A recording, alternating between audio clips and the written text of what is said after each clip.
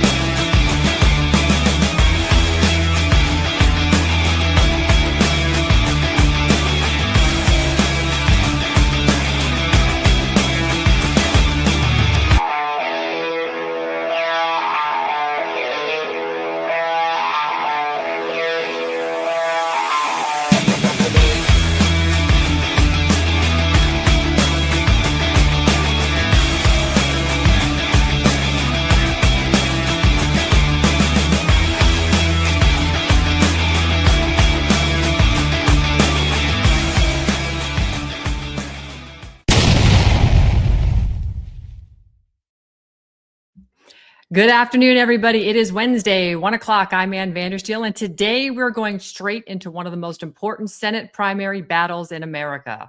South Carolina voters have a decision to make on June 9th. Do they want more of the same from Washington, D.C., that district of corruption?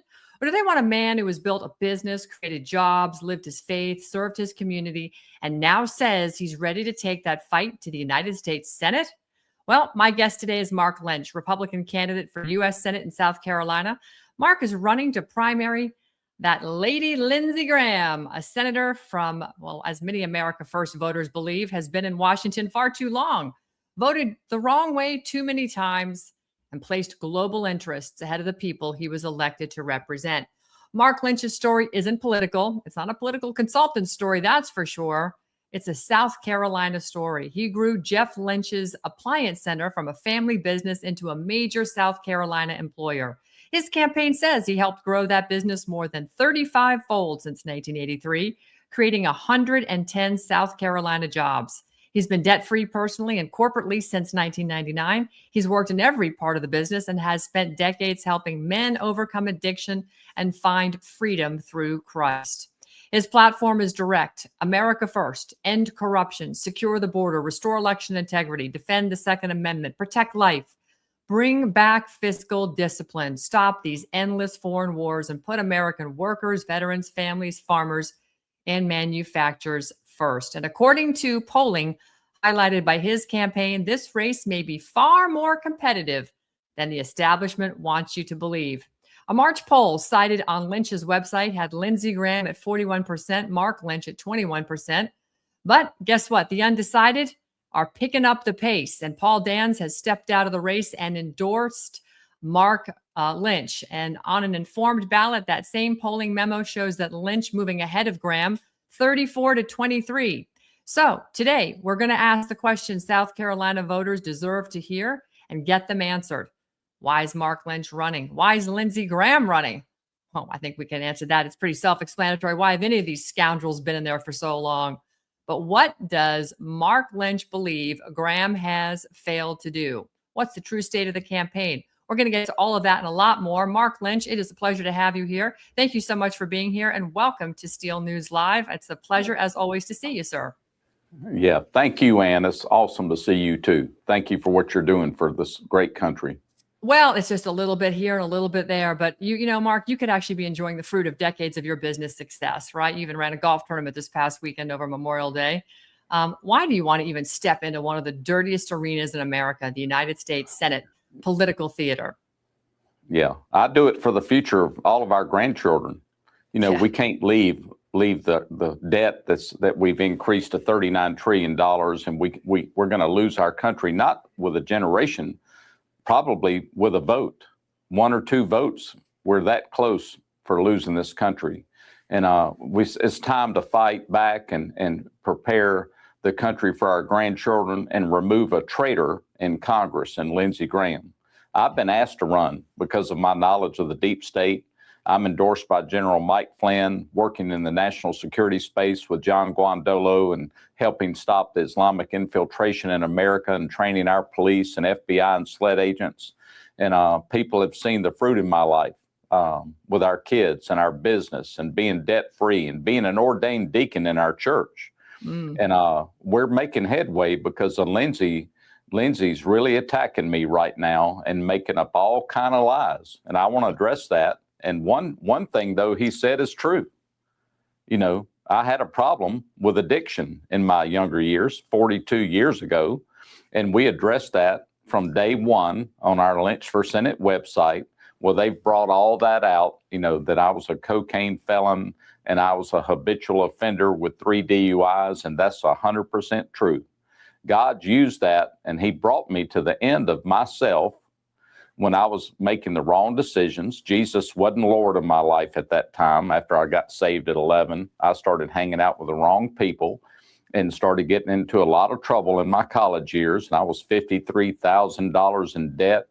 My fiance I was engaged to left for good for the second time. I broke my sternum bone in half in a horrible car crash. And I was sitting there looking at all that and saying, this has got to change. I have a problem, and it's me. And I called out to God and asked for help and went to a treatment center and started working the steps of a 12-step recovery program. Got clean and sober. I'll celebrate 41 years this August. I believe I'll make it. It's one day at a time. And I met my wife, Sarah, of 38 years in a Narcotics Anonymous meeting.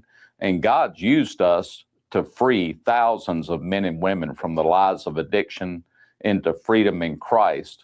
And I appreciate Lindsey bringing that up because it's a powerful ministry. Every family has a family member somewhere struggling in addiction. Sure have. You know, Sure. Yeah. And so don't ever give up on your family. Pray for them. Don't enable them. My parents had cut me off years ago. They didn't pay for anything. One of the biggest pressures I had was the financial pressure of paying for attorneys and fighting and paying for wrecked cars and all the stuff it caused me. And I finally got sick and tired of it. And I went and got help. And I was freed from that. And I've been able to help others in the same struggles. And so what a blessing that's been all these years. So, and that's a fantastic testimony. It goes to show you that you can do it without state intervention, without big government. It can be handled by family, faith, and community. I want to draw us back to, though, this, you know, Lindsey Graham, because he has been the bane of existence, frankly, in Senate for many of us who have just been horrified at the direction our country is going. So tell me about the specific moment where you said, I know people drafted you, but you finally submitted to the fact that you have to run against Lindsey Graham. What went through your head at that point?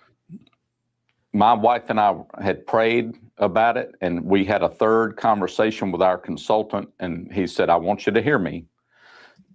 You know, you're not a guy that should run for governor or whatever. Your race is the United States Senate. We need a fighter, and we need to remove a traitor in Lindsey Graham, and I want you to consider that. I didn't want to fly to Washington every week, but we thought about it. It's a direct flight, an hour and a half. And I love having that quiet time on a plane where I can think and pray and get thoughts together down on paper. And I said, you know what?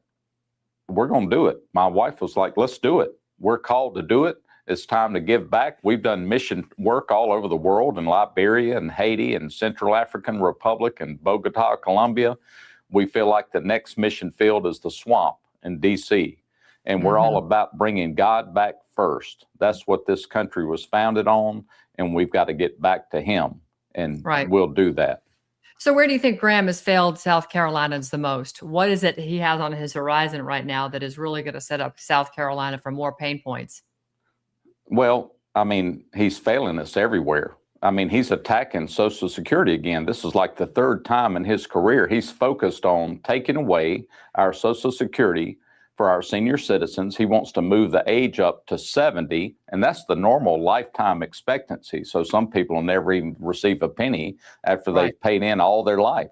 And then he wants to reduce the payout amounts. Why are we continuing to put up with somebody that everything he does, everything he votes for is a negative, horrible thing to do? I don't understand it. I've asked Republicans in our 15 months of campaigning since we filed back in February of 25, if you claim to be a Republican and you could dare vote for Lindsey Graham again, who has a 43% lifetime conservative voting record and a 57% constitutional voting record. He's not holding to his oath he swore on when he put his hand on the Bible and swore to defend the United States Constitution. And he's funding enemies of our country. You know, we're all paying. In the last quarter of 25, he allocated $5.67 billion to fund illegal aliens in this country. And also in the first quarter of 26, we don't even have that money, Ann. No, we don't. But if we're going to write checks out of thin air, let's help our veterans or something. Let's do something that's for America first, not for people that aren't even citizens of this country. Correct. And Breitbart news organization produced the article we've been telling people about for months, and it's out for everybody to see. We're through USAID, and Trump finally closed that in 25. But from 2007 to 2024, Lindsey funded $122 million through USAID to NGOs working directly with Hamas and Al-Qaeda. So who is this guy? He's not America first. He's for destroying America and his voting record and what he does with our tax dollars. He's failing us. Correct. It's horrible. Correct. How long are we going to put up with this? Well, that's the question, isn't it? Because Lindsey Graham really has strong name ID and he's got the establishment protection. What are voters telling you, Mark, privately that they may not be saying publicly with respect to Lindsey Graham and what they hear on the street? I mean, all the voters, and back it proves the polling we did back in March a year ago, that 57% of the South Carolinians said we will never vote for Lindsey Graham again. He's been in there way too long, and they've seen the patterns. And with Trump's endorsement, they're scratching their head. How could the president endorse him, a traitor, and a guy that stabbed President Trump in the back thousands of times, right? We could talk for hours on this. And all we can answer is it's just a lean Senate majority, and he's using Lindsey one more time to make sure he has enough votes. And that's all that we can count on. But South Carolinians have said that endorsement won't save Lindsey Graham this time. We all have to live with what we get in our state. And Trump's made some bad endorsements in the past in South Carolina, and he's making another bad one. And we all have the right to vote the way we want to. So he's leaving. 100%. I mean, President Trump, we all elected him. I mean, I voted for him. You voted for him. We voted to elect him to do the work that he said he was going to do, that we wanted him to do.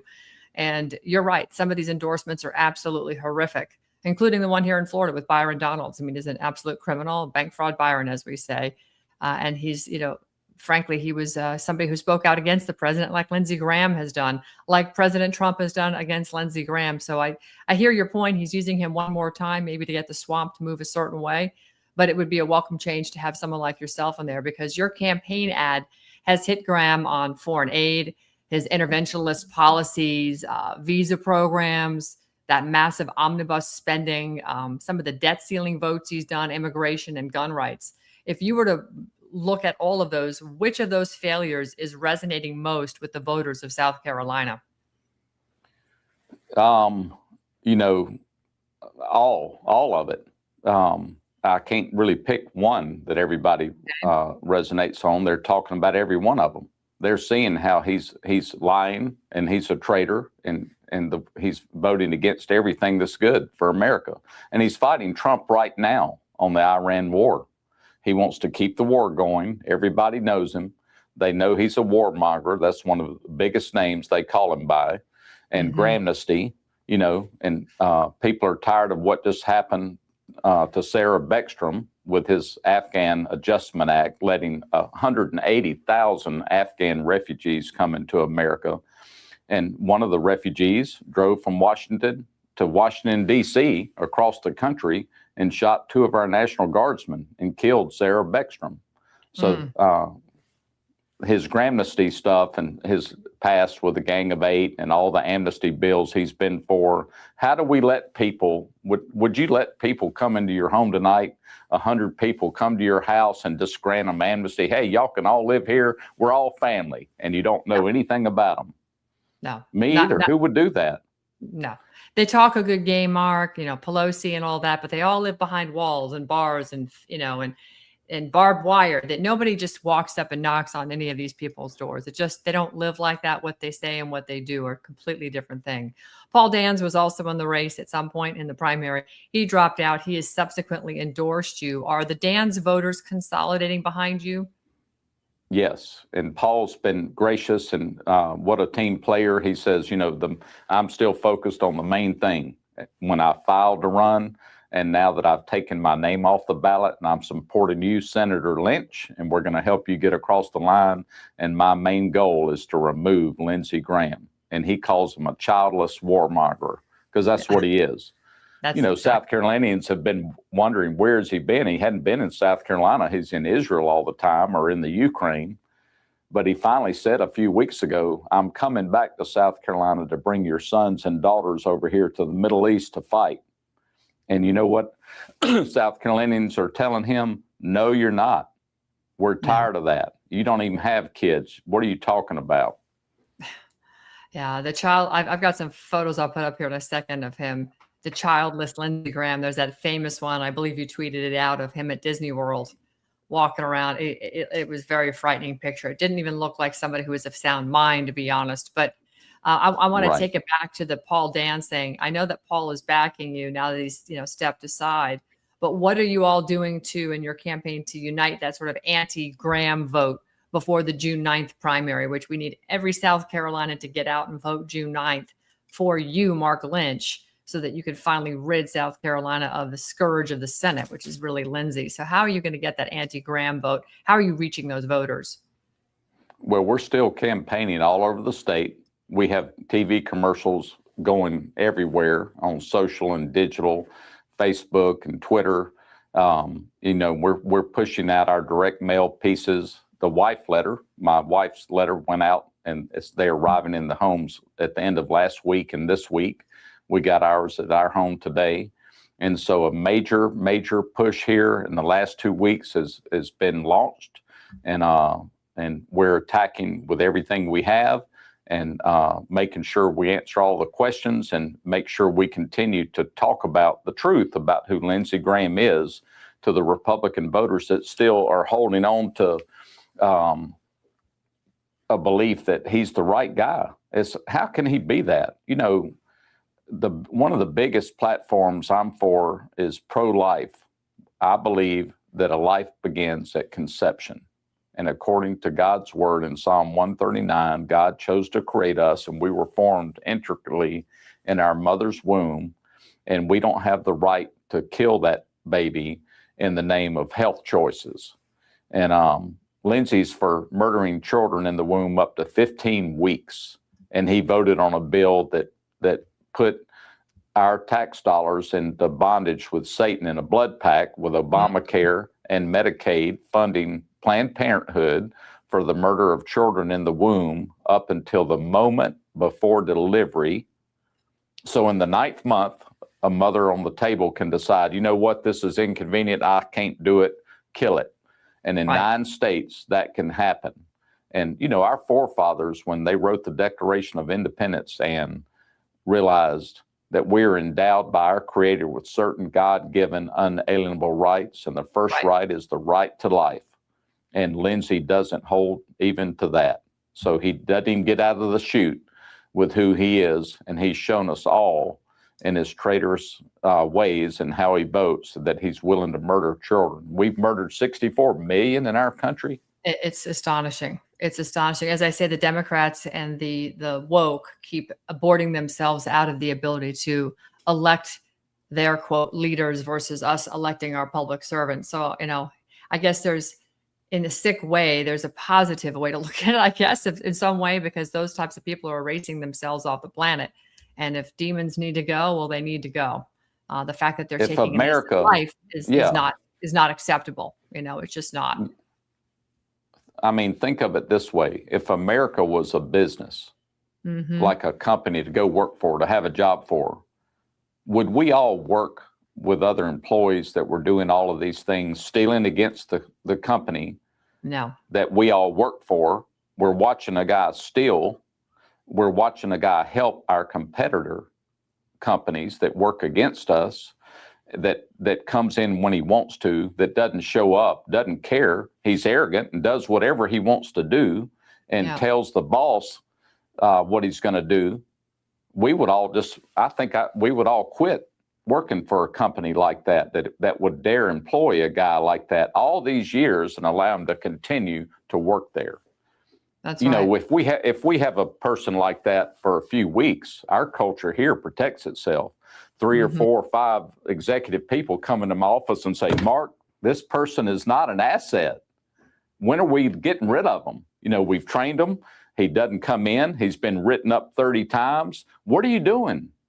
They would all leave eventually. If I don't care, why should they? And so we're all tired of that in South Carolina. And I'm asking South Carolinians again, hey, I'm willing to run, but you got to help me. You get to decide who is going to be your next U.S. Senator, not me. Y'all have to vote. Y'all have to call your friends and family and tell them to get out and vote for Mark Lynch. We need somebody that has faith, that trusts God, that really cares about South Carolinians. That's right. Well, part of the platform that resonates with a lot of Americans is the fact that your platform is calling for securing the southern border, or completing the wall, ending birthright citizenship for children of illegal immigrants, nationwide e-verify, and mass deportation of illegal immigrants who entered under these Biden regime era policies. You recently got the endorsement of Greg Bavino, which is fantastic. Yes. He was the former commander at large for the U.S. Border Patrol. And, I just guess the question is, how has illegal immigration affected South Carolina specifically? Our people, like when we talked to the young Republicans, we went to Clemson University months ago, and one of the young students there said, Mr. Lynch, I appreciate your stance on the border and mass deportations. He said, I want you to hear what I'm going through. I'm an engineering student, and I graduate next year. And I'm going to be competing against children from other countries. Their countries paid for their tuition. These people will never assimilate into American culture. They'll take my job for half the pay. And I was born in this country. I'm a legal citizen. And these people are here on a work visa or H-1B or OP visa. And he said, will you stop that? I said, I sure will. America first means we're going to bring manufacturing back into America and hire Americans. We did some studies like a few months ago, and that 9 out of 10 jobs here in America are being taken by foreign people that are not even really truly citizens in this country. Our kids don't have a future. They're concerned about how they'll ever afford a house or get a job competing against all this foreign immigration coming in here, illegal aliens amongst us. So our country's under siege. It is under siege. It's under siege through various facets. You've previously called out H-1B and similar visa programs. Why is that issue so important for the American workers and students in South Carolina? Because they can't get a job. They're competing against foreigners that haven't really earned the right to work in this country yet. Fair enough. You said Washington Yeah. should live by the very same rule every family and business knows. Do not spend money you do not have. What is the spending that you would cut first as U.S. Senator out of South Carolina? All. Definitely not. We can't spend money on needless, endless wars. If I get in the U.S. Senate, I'm employed by America. I stand with Israel. My Lord and Savior was the King of the Jews. But we're bankrupt. We're $39 trillion in debt. And I've read the book. Nobody's going to wipe Israel off the face of the map. So the first thing I would do is start bringing these men and women home from that war and never, ever looking to get back in war again. When we have terrorist cells all over America, we got to focus on our problems right here at home and save that money. But the first big event that will happen, and is when I replace Lindsey. That'll be a huge Doge event because millions of corrupt money will come to a halt. We won't be funding enemies of the country. We won't be going to wars we don't need to be involved in. We're not going to start granting amnesty and just push the paper across the desk to deal with that. And, with the Gang of Eight and about 3 other times, Lindsey's just granted mass amnesty to everybody, causing all this collateral damage. And we're all working hard, paying for all these perks that illegal aliens now have by just being allowed to be here with a swipe of a pen from Lindsey. And that'll stop. So what do you say to people like, other Republicans who only complain about election integrity after they lose? What should we be doing now? What has Lindsey not been doing to facilitate clean elections in your state? Well, we have open primaries here. He's not concerned about that. That's how he gets elected. We don't require party registration. So on the Republican primary day, like June 9th coming up, Democrats can cross over and help affect the results of our elections in a negative way. They vote for Lindsey because that's who he is.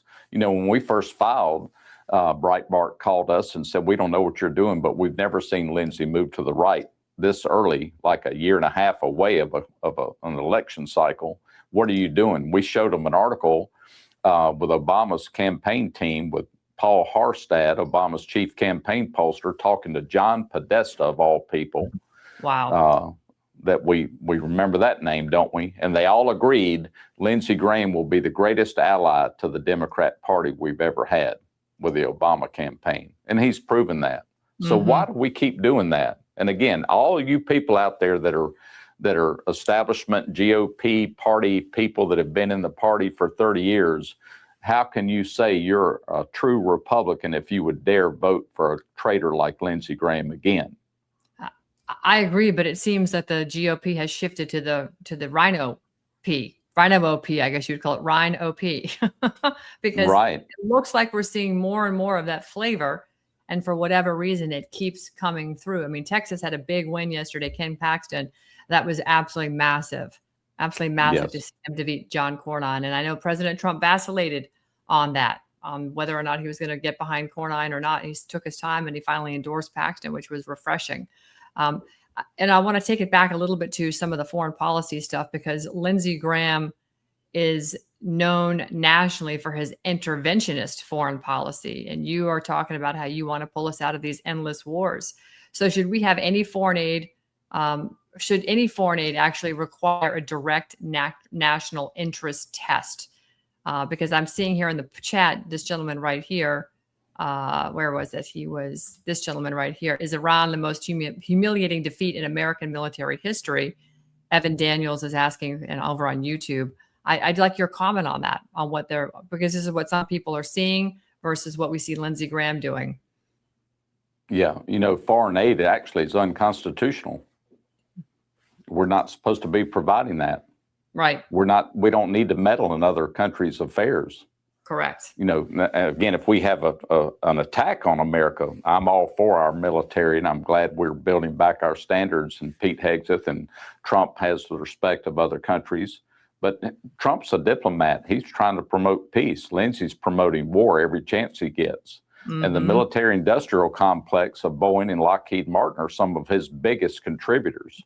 Back in 2020, I think they both donated over $40 million apiece to his campaign when he ran against Jamie Harrison in the general election. So again, it's not about killing everybody and drooling and just getting all excited every time you mention war like Lindsey gets. It's about peace talks, and it's about taking care of America first and making a constitutional decision, last-ditch effort, whether we should even go to war or not. What's in it for America? Why do we have to try to control everybody? So people are sick of it. There are some people that have, presented themselves in the swamp that were anti-war. Several of them aren't there anymore or are on their way out. I want to talk about Washington partnerships, because when you get to the swamp, who do you plan to partner with, and on what projects, what committees? Yeah, we'll have to see. I'm gonna have to have a little bit of time to feel that out and see who's really what they say they are, and well, do you think there's any senators in DC that are actually fighting for America First policies? Maybe Mike Lee and some of those guys. Would you work with Mike Lee on constitutional limits and federal overreach, perhaps? Sure. What about Tommy Tuberville? Josh Hawley just disappointed everybody when he lowered the gavel the other day to prevent the president from making any recess appointments. But what about Tommy or Eric Schmidt or any of these so-called J.D. Vance style populists or House conservatives? Are there any that jump out that you can work with between the Senate and the House to try and get anything done that's meaningful? Yeah, I mean, the first thing I want to try to do, because I don't think it's going to happen until I get there, and Lindsey's sure in using his senatorial power, is to form a committee to vacate John Thune and remove him so that we can start getting to work again and get rid of the filibuster and don't have a reason to give the Democrats a threat where they say, hey, if we're going to do that, we'll filibuster and it's going to take 60 to get it done. We don't need to have that anymore. It's time to go to work, make decisions, and keep moving. We can't do that in our company and close our business for 45 days. We'd go bankrupt. That's very true. So understand when you leave and you go to DC, it's, sometimes people find themselves isolated up there. They get co-opted. How are you going to prevent yourself from being, one of the people that gets co-opted, isolated, and then, of course, should we say hogtied over into doing whatever the swamp wants them to do? Will it be through committee assignments that you want? Will it be through the bills that you want to introduce and co-sponsor? What is your plan to get there to protect yourself from the swamp trying to swallow you? Because we see it happen over and over and over. Yeah.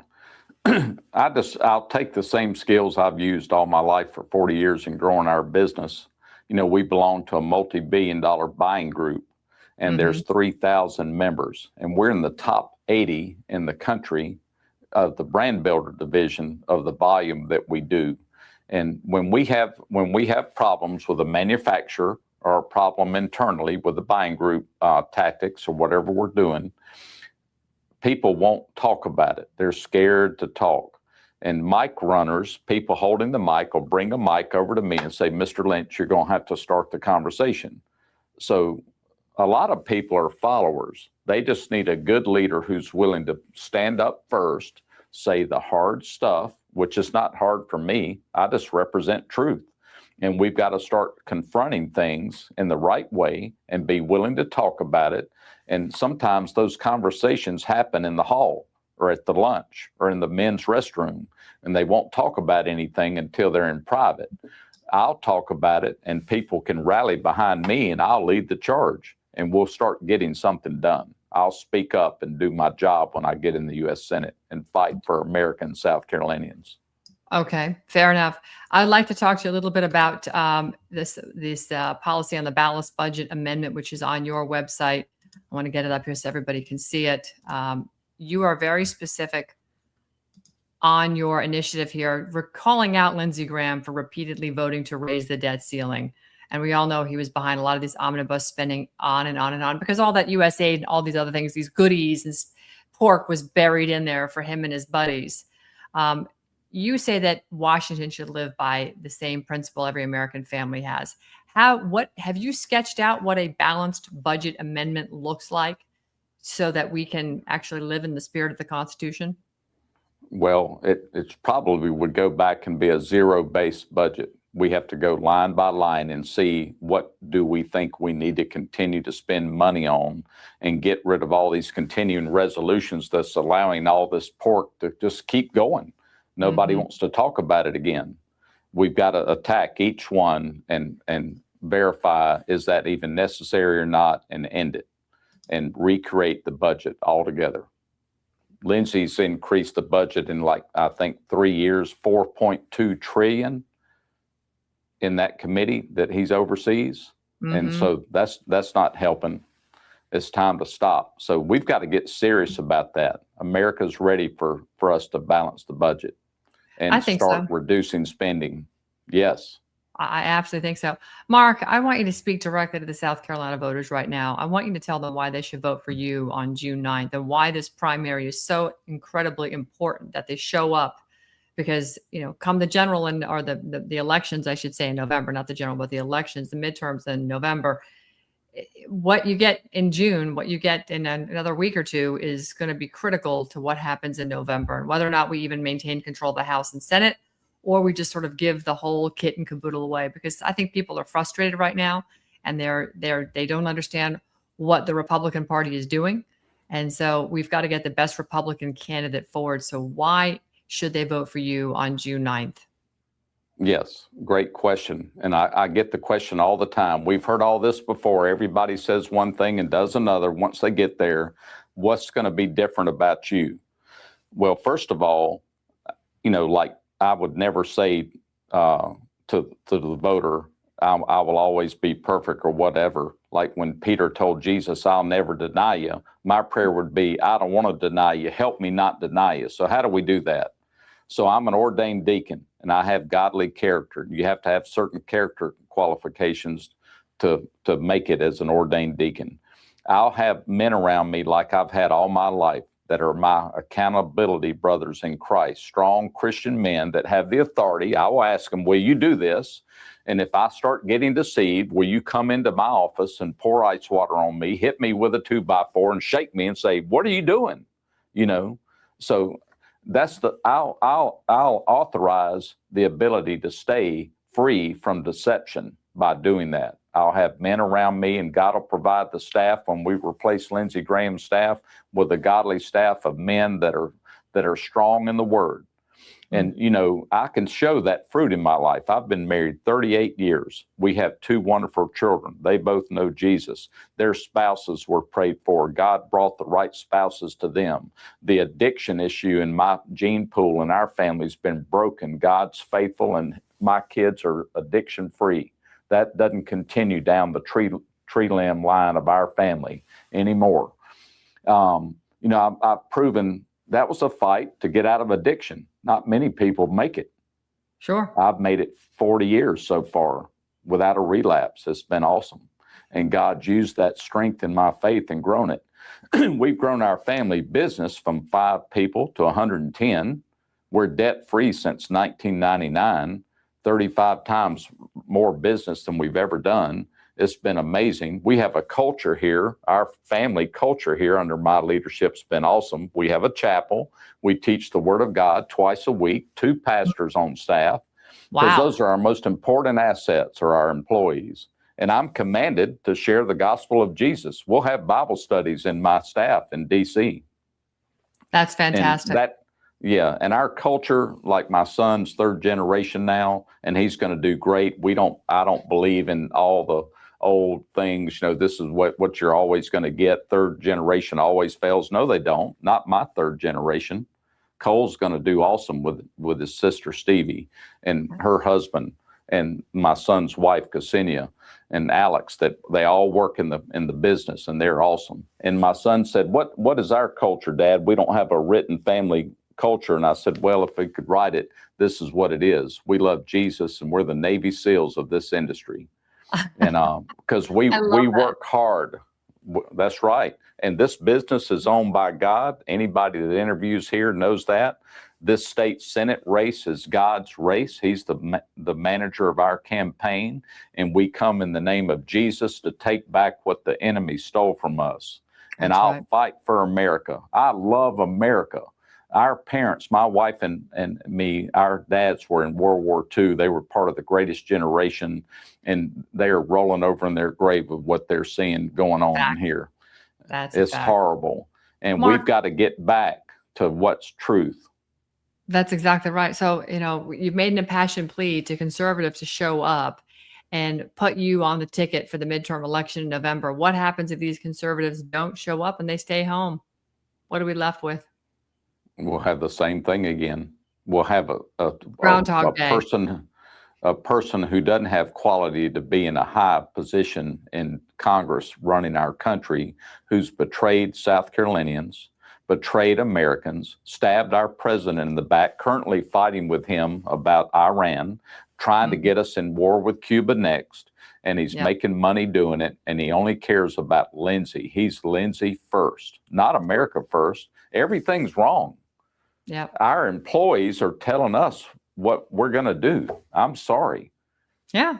Our people in D.C., none of them have a servant's heart anymore. I've served people all my life.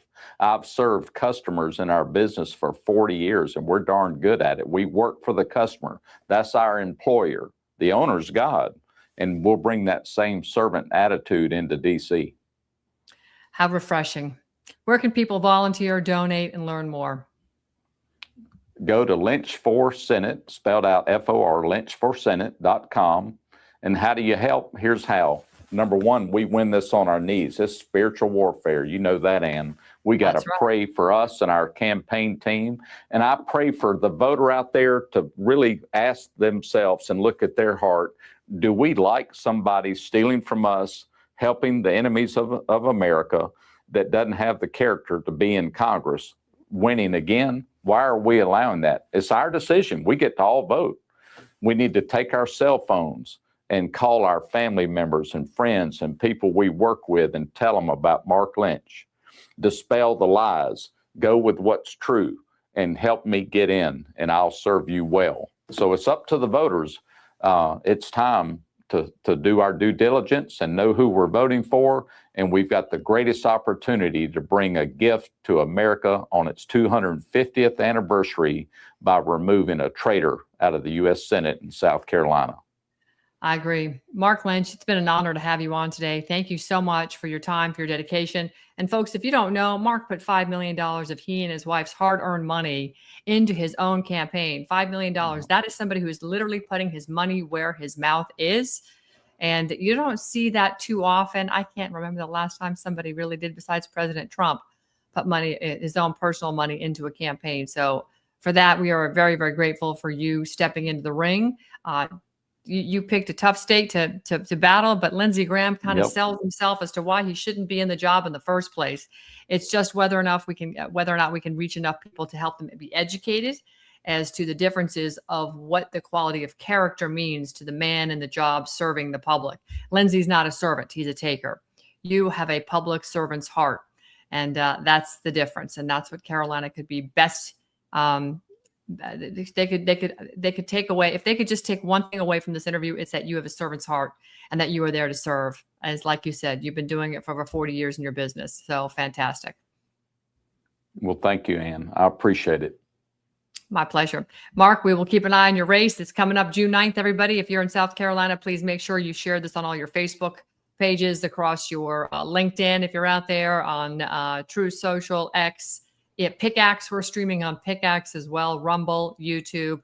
Please, by all means, and of course, X is carrying this live. Get this out far and wide and tell your friends in South Carolina to get out on June 9th and vote for Mark Lynch. Mark, thanks so much for coming by. Thank you. God bless, Ann. God bless you.